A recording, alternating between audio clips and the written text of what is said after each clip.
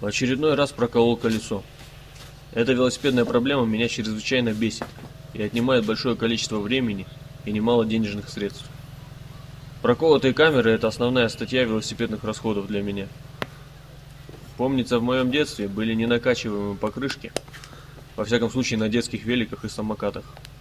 Сейчас таких не найти даже для детских велосипедов, а колеса современных самокатов – это просто какое-то издевательство.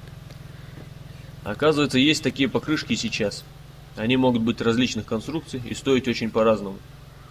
И если в моем детстве они были повсюду, сейчас их можно купить преимущественно через интернет у производителя. Местные продавцы велозапчастей такие не продают.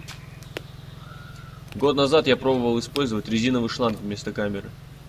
Шланг был очень жесткий, и за одну поездку я разбил подшипники втулки. С другими шлангами пока экспериментов не проводил. Но есть люди, которым удается подобрать правильный шланг и успешно так ездить. Также существует еще несколько интересных идей о том, как избавиться от камер. Я не буду о них говорить. Изучая эту тему, я наткнулся на рекомендацию о том, как снизить частоту проколов. Нужно просто использовать двойную покрышку. При каждом проколе я думал, почему велосипедные покрышки такие тонкие? Неужели нельзя сделать их толще? В этот раз я решил сделать их толще сам. Тем более для меня этот метод решал сразу несколько проблем. Купив однажды 29-ю покрышку шириной 1,95, я столкнулся с тем, что камер таких у нас не продают. Продавцы говорят, используй простую 28-ю камеру шириной 1,75. Дело в том, что такая покрышка заметно утяжеляет ход по сравнению с 28-м сликом.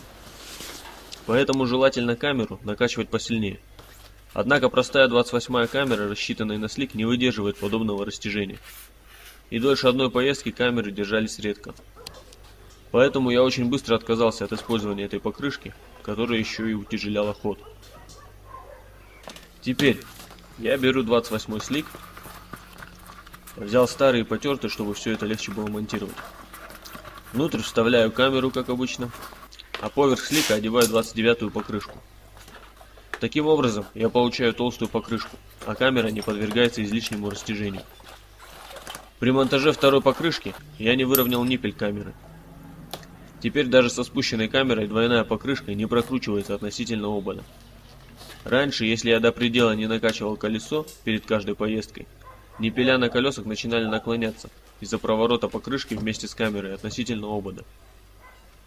При разгонах, торможениях, спусках и подъемах ниппеля отклоняются в разные стороны, частично компенсируя наклоны. Однако при длительных поездках или несвоевременном накачивании камеры происходит сильный наклон и отрыв ниппеля. Причем у меня такое происходило даже с двойным ободом. Установка двойной покрышки полностью устранила эту проблему. Езжу так уже больше месяца, ниппель на одинарном ободе вообще никуда не наклоняется. Следующий плюс. При спрыгивании с бордюра перестала пробивать покрышку до обода. Этого больше никогда не происходит. Единственным минусом для легковесных райдеров, ничего с собой не возящих, является возросшая жесткость. Прежнего уровня мягкости не удастся добиться, даже если очень сильно понизить давление. Я накачиваю до предела, делая покрышку дубовой. Стало возможным грузить на задний багажник еще более тяжелые вещи. Плюс жесткость обеспечивает очень легкий ход. При педалировании совершенно не чувствуется, что резина более широкая и злая. Проколов пока не было, но я проездил еще не так уж и много. Но для меня это теперь и не важно. Для себя я увидел массу плюсов двойной покрышки. И только один минус. Снимать, как и одевать, такую покрышку очень тяжело. И для этого лучше использовать старый обод, который наверняка поцарапается во время монтажа.